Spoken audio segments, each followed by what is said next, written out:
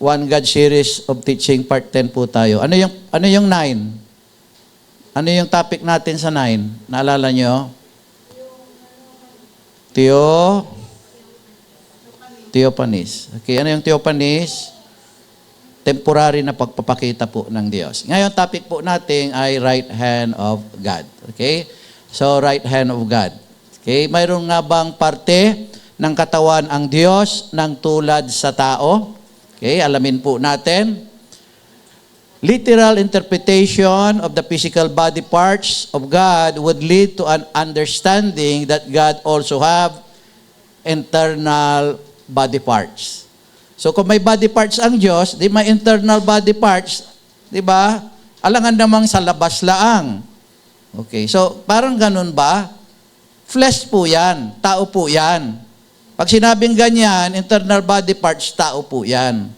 Okay? So the body parts of God is spoken in the Bible are only examples of figurative language or anthropomorphism. Pwede ba sabihin natin anthropomorphism? Okay? So, nung nakaraan, natuto po tayo po ng theophany. So another word na natutunan po natin po ngayon is anthropomorphism. So ano ba yung anthropomorphism? Anthropomorphism is an interpretation of the non-human in terms of human so that man can understand. So ito po yun. Kasi kapag ginamit ng Diyos yung mga pananalita na espiritual, hindi natin maunawahan.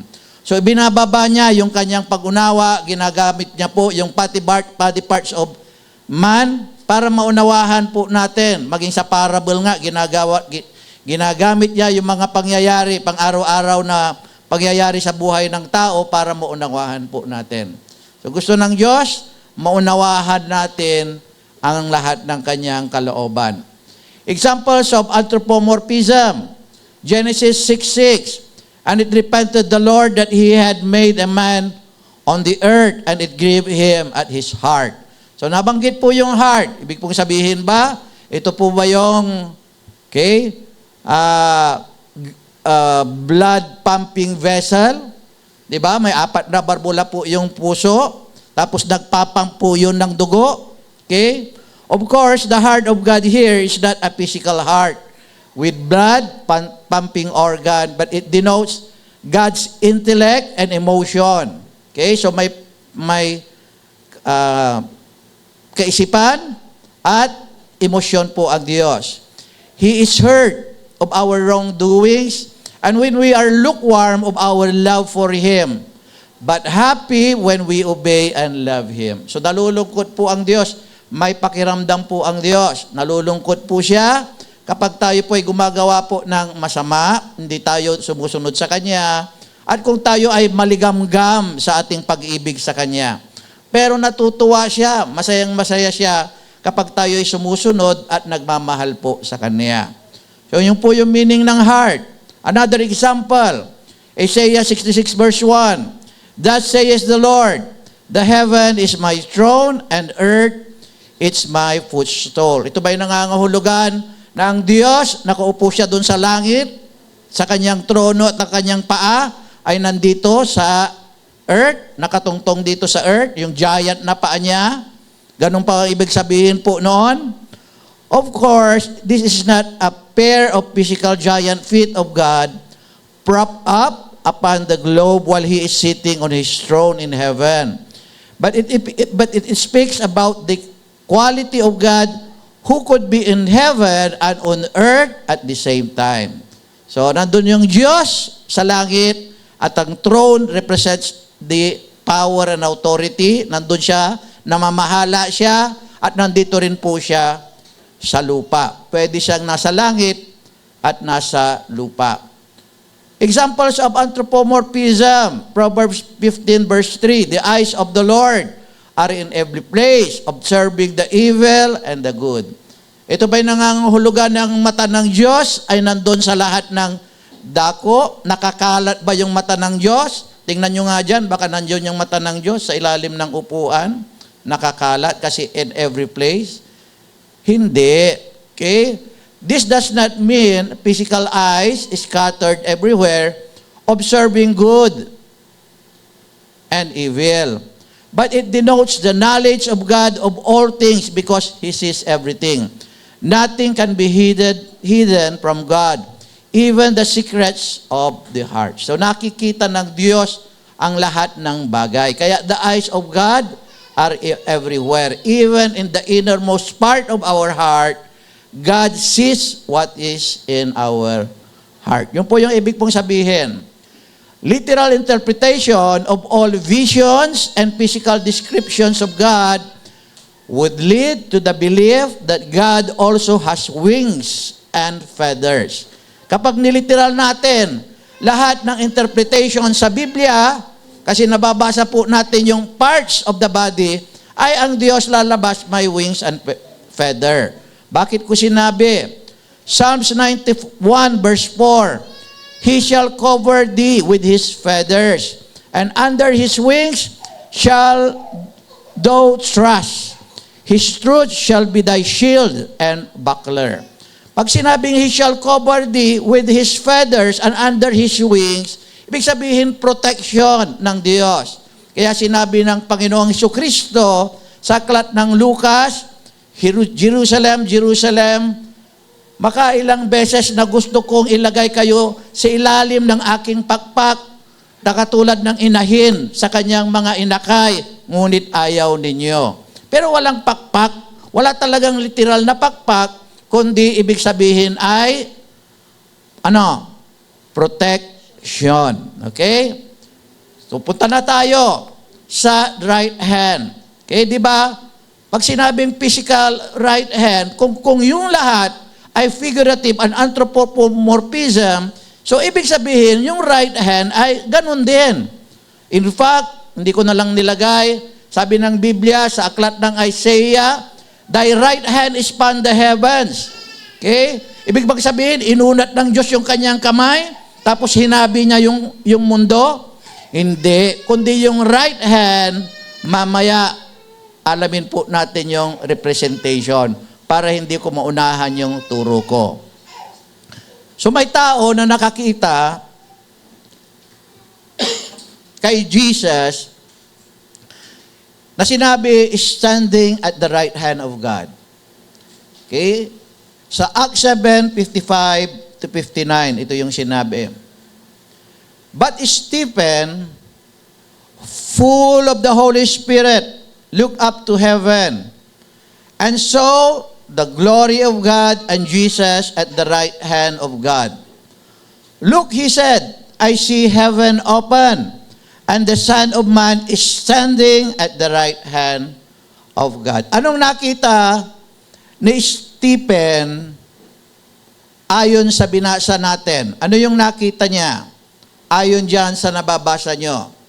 Nakita niya ba yung Diyos? Ano yung sinabi dyan? Glory of God ang kanyang nakita. And Jesus. Okay? So, hindi niya sinabi dyan, I saw God. I saw the glory of God. Yun ang sinabi niya. Okay? And Jesus is standing at the right hand of God. Okay? Diretso po tayo. Okay?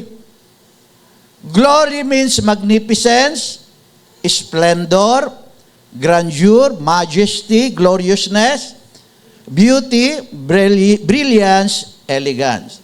So yun yung meaning ng glory. So Stephen saw the glory of God, na ang Diyos ay magnificence. He is full of brilliance. Okay, yung gloria ng Diyos, nakita po ni Stephen.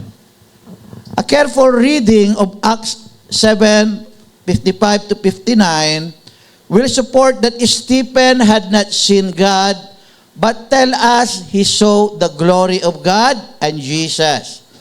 A physical interpretation of the right hand of God is incorrect because God is a spirit. So right hand is an anthropomorphism. At hindi niya nakita ang Diyos kasi sabi ng 1 John 4:12, no man has seen God at any time. Okay? No man has seen God. May narinig ako. Isang bilib ako, dati siyang Syrian. American po siya. Magaling siyang makipagdebate. Pero nung tinakal niya na po ito, hindi na ako nagbilib sa kanya. Kasi sabi niya, nung sinabi, no man has seen God at any time, pinakita niya, nagpakita kay Moses daw. Nagpakita. Yung nga yung Old Testament, yung theophany of God. Temporary manifestations of God. Nagpakita na ang Diyos. But in the New Testament, nagpakita ang Diyos sa wala ng iba pa, kundi sa ating Panginoong Hesukristo lamang. At more than the theophany or more than manifestation. Kasi God clothes Himself with human body. Pero nandun pa rin siya sa langit. So no man had seen God at any time. So ibig sabihin, si Esteban, hindi niya nakita ang Diyos. Hindi niya nakita. Stephen did not literally see God apart from Jesus. Hindi sila hiwalay. Jesus, on the contrary, the only physical image that Stephen saw was Jesus Christ because he prayed and surrendered his spirit only to Jesus. Okay? Basahin natin yung verse 59. Sabi, at this, they covered their ears and yelling at the top of their voices, they all rushed at him. Meanwhile, the witnesses laid their clothes at the feet of the young man named Saul. Si Paul po yan. While they were stoning Stephen, Stephen prayed, Lord Jesus, receive my spirit. So kung nakita niya yung God or the Father apart from Jesus, at sinasabi na I am a jealous God, sabi ng Diyos sa Old Testament, magsiselos ang Diyos, magsiselos ang Ama, kasi hindi pinansin ni Stephen. Bakit kay Jesus lang siya nanalangin? Nakukuha ninyo? At kung the Father is, the Jesus Christ is at the right hand of the Father, okay, granting without accepting, sabihin natin totoo, ngunit hindi totoo, kumbaga, tatanggapin natin halimbawa na si Jesus Christ ay nasa kanan, bakit hindi niya nakita ang Holy Spirit? Nakuha ninyo? Kay Jesus lamang siya nanalangin dahil si Jesus lamang ang nakikita niya. Kasi ang nakikita niya ang iba, yung glory of God. Nakuha ninyo? Unawahin pa natin. Other problems in the literal interpretations of the physical right hand of God. So may mga problema pa kapag niliteral natin yung physical right hand of God. Halimbawa, sa Acts 2:34, sinabi, Jesus is sitting at the right hand, while Acts 7:55 to 56 says He is standing. So which is which? Sitting ba talaga? Or standing? Okay? Is Jesus sitting on the top of God's outstretched right hand? Or He is sitting next to God's right hand? So, siya ba ay nakaupo dyan sa kanan ng Diyos, kung literal na right hand? O siya ay sitting beside God? Alam niyo ba na sinasabi ng John 1:18 ay nasa sinapupunan ng Ama at hindi nasa kanan? John 1:18, walang taong nakakita kailanman sa Diyos. Ang bugtong na anak na nasa sinapupunan ng Ama, siya ang nagpakilala sa Kanya. Ay may magaling din na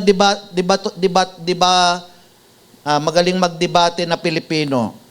Sabi niya, hindi, separate si Jesus Christ kasi galing siya sa sinapupunan ng Ama. Parang babae daw, galing siya sa sinapupunan. Talagang ipinanganak si Jesus Christ kasi galing siya sa sinapupunan ng Ama, sabi niya. Okay. Diretso tayo. Alam niyo rin ba, na ang mayamang namatay na nasa Hades ay nakita si Lazarus sa paraiso na nasa sa pinapupunan din ni Abraham? Lucas 16:23, at sa Hades na nasa mga pagdurusa ay itiningin ng mayaman ang kanyang mga mata. At natanaw sa malayo si Abraham at si Lazaro ay nasa kanyang sinapupunan. Oh, ay di mali na. Nakuha ninyo? So anong meaning ng sinapupunan po rito? Again, anthropomorphism. Anthropomorphism. Bosom means the front of a person's chest, especially when thought of as the center of human feelings. So when we say Jesus is in the bosom of the Father o sinapupunan ng Ama, it means He is close to the heart of the Father, just like Lazarus was close to the heart of Abraham. Tingnan niyo yung drawing, oh. Ibig sabihin, mahal na mahal niya. Kaya nga sinabi, this is my beloved Son, in whom I am well pleased. Di ba? Mahal, for God so loved the world that He gave His only begotten Son. I-explain ko po yan mamaya.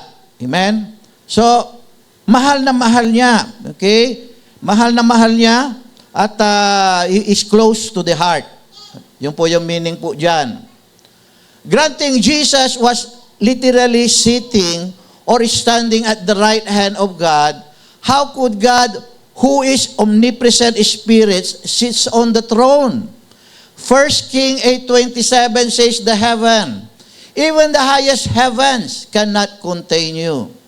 So paano uupo ang Diyos na Espiritu? Nandun siya sa lahat ng dako. Yung heaven of heavens cannot contain God, for He is everywhere. Paano pa uupuin? Ano pa? Jesus was said to have been literally sitting or standing at the right hand of God. If this is the case, then why did God said in Isaiah 44 verse 8, is there any God beside me? There is no God, I know not any. Wala daw siyang katabing Diyos. So, wala siyang katabi. Okay? So, yun ang mga problema. Number 6, and how about the other verses in the Bible which says the host of angels are the ones standing on God's right hand and left? 1 King 22:19, Micaiah continued, therefore hear the word of the Lord. I saw the Lord sitting on His throne. Throne, singular. And on His right, and all the heavenly host is standing by Him on His right hand and on His left. Alam natin na ang heavenly hosts are created angels, created beings, invisible beings. They are the angels. Sila yung heavenly host. Sila yung nasa kanan daw at nandun din po sa kaliwa. At dito nakita po ni Micaiah, isang throne lamang nakaupo ang Diyos. At nandyan din po yan sa 2 Chronicles 18:18. Mababasa rin nyo po dyan. Okay? So, hindi pala Son of God ang nasa right, kundi ang heavenly host. At wala siyang nakita na ibang persona ng Diyos sa left, kundi ang heavenly host of heaven. Okay? Or host of heaven. Ano pa? And what about the verses which says Jesus is the one sitting on the throne? Revelation 4:2, pagdakay, napasa espiritu ako, at narito may isang luklukang nalalagay sa langit, at sa ibabaw ng luklukan ay may ilang nakaupo? Isang nakaupo. Okay? Ibig sabihin, isang trono. Pagbabasahin nyo sa ibang version, at may isang trono sa langit, at may isang nakaupo. Luklukan po ang ginamit po diyan. So, sino yung nakaupo na pinupuri ng mga anghel? Revelations 4:8. At ang apat na nilalang na buhay na may 6 na pakpak, bawat isa sa kanila, ay mga puno ng mata sa palibot at sa loob, at sila'y walang pahinga araw at gabi na nagsasabi, banal, banal, ang Panginoong Diyos, ang makapangyarihan sa lahat, ang nabubuhay at nabubuhay at siyang darating. Sino ba yung darating? Panginoong Hesukristo yung darating. Ibig sabihin, ang Panginoong Hesukristo ang nakaupo. Revelation 7:17, ang sabi, "For the Lamb at the center of the throne will be their shepherd. He will lead them to springs of living water, and God will wipe away every tear from their eyes." So, tingnan nyo po dyan, ang ginamit po ay lamb. Okay? Pero, iyan ay isang figurative. The Lamb who take away are the sins of the world. Yan po ay, it symbolizes Jesus. Ang tinutukoy po dyan ay si Jesus. At siya daw po yung nasa sentro po ng trono. So, alangan namang nakaupo ang Ama, tapos nakaupo din si Jesus Christ. Okay? Mag-o-overlap po sila. Ano pa? Okay? So, the descriptions of the right hand is symbolic or figurative. Examples are given below. Psalm 16 verse 8. "I have set the Lord always before me, because He is at my right hand. I shall not be moved." Does it mean that the Lord was always bodily present at David's right hand? Okay, nandun ba siya parati? Kasi sabi, "I have set the Lord always before me. He is at my right hand, I shall not be moved." Yung ba yung ibig sabihin? Okay?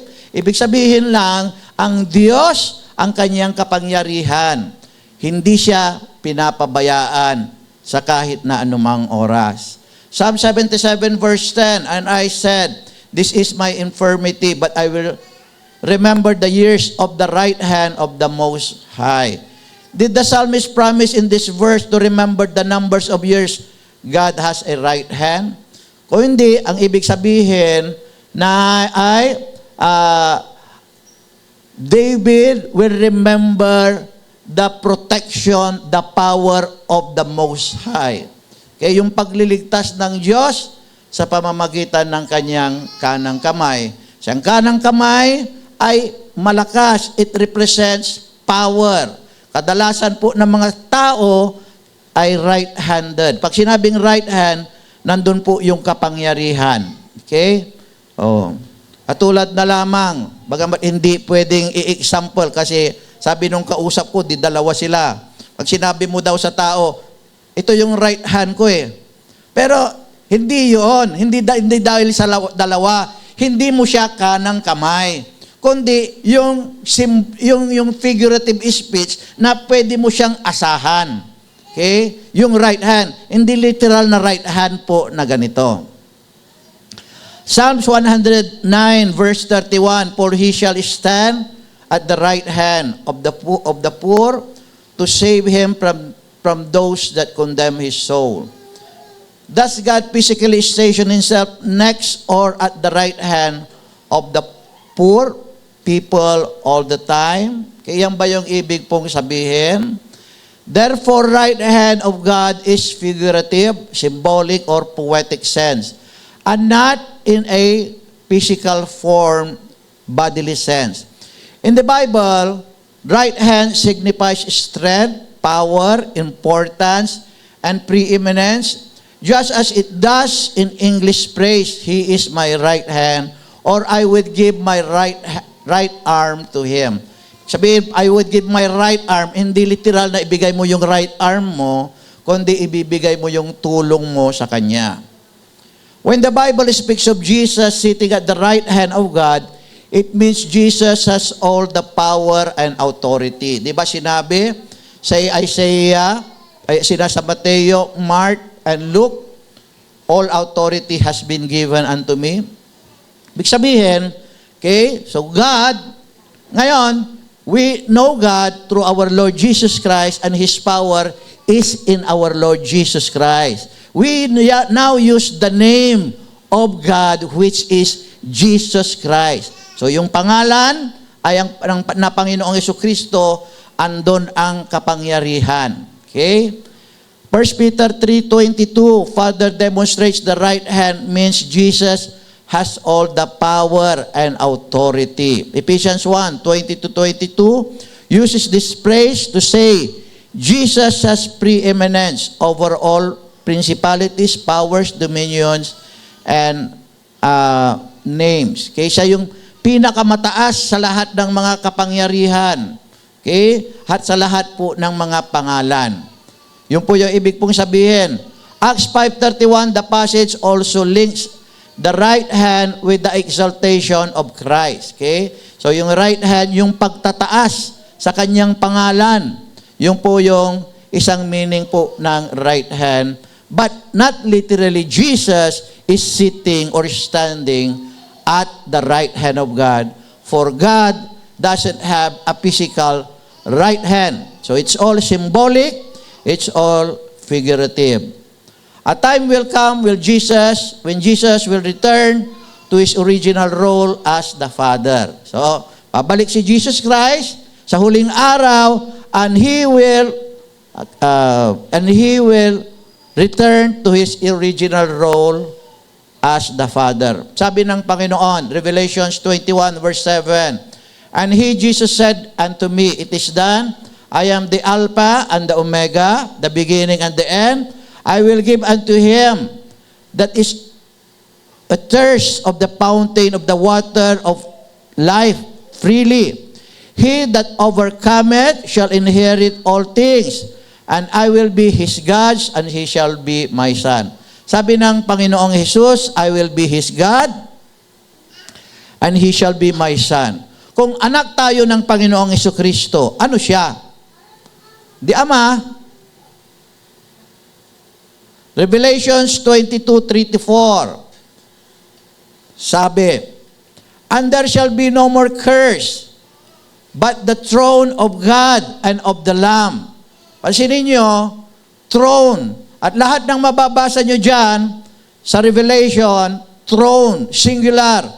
Throne of God and of the Lamb. Iisang trono. Bakit? Hindi umuupo ang Diyos. Ang umuupo si Jesus Christ as the Lamb. Siya lang yung makakaupo because He has a physical, glorified body. Nakuha po ninyo? Siya nga yung manifestation of God. Kaya nga He is the right hand of power. Nakuha po ninyo? Okay, malinaw po ba? And his servant shall serve him, and they shall see his face, and his name shall be in their foreheads. Okay? One throne lang ng Diyos. Mark 14:61-62. But Jesus remained silent and made no reply. Again, the high priest questioned him, are you the Christ, the Son of the Blessed One? I am, said Jesus. And you will see the Son of Man sitting at the right hand of power. Okay? And coming with the clouds of heaven. Pag sinabing sitting or sitting on the throne, nandun yung kapamahalaan. Nakuha ninyo? Na God, and now, it is in the name of Jesus Christ, na sa Kanya, nandun yung lahat ng kapamahalaan. Sinabi nga, ibinigay na sa Kanya ang lahat. Ano pa yung naiwan? Wala nang naiwan. Kasi, sabi ng Mateo 28, Verse 17, kung hindi ako nagkakamali, all authority has been given unto me. So all authority given unto Him, wala nang naiwan. Kasi siya na yung kapamahalaan ng lahat. Nakuha po ninyo. Mateo 24 verse 30, and then at last, the sign that the Son of Man is coming will appear in the heavens, and there will be deep mourning among all the peoples of the earth. So, bababa po siya sa panakahuling araw. Okay? Then the sign of the Son of Man. Okay, yung sign, mag-a-appear daw in the heavens. At magkakaroon ng kalungkutan sa lahat ng tao. Bakit kaya? And they will see the Son of Man coming on the clouds of heaven with power and great glory. So, tignan nyo yan, ginamit niya yung Son of Man na salita. You will see the Son of Man, itong taong ito, you will see coming down with great power and glory. So sasabihin ngayon nila, ay, siya pala yun. Siya pala yung Diyos. Amen? Okay. The visible manifestation of God, the Lamb which takes away the sins of the world, is the right arm of God that brought us salvation. Okay? Yung visible manifestation. Yung right arm of God. Isaiah 59 verse 16. And he saw that there was no man, and wondered that there was no intercessor. Therefore his arm brought salvation unto him, and his righteousness, it sustained him. Hindi po dinitouch ng Diyos yung kanyang right arm. Sa pamamagitan ng Panginoong Jesucristo, bilang kanyang right arm, it brought salvation to mankind. Naunawahan po natin, isang instrumento ng Diyos, yung right arm or right hand. Okay? So tapos na po tayo.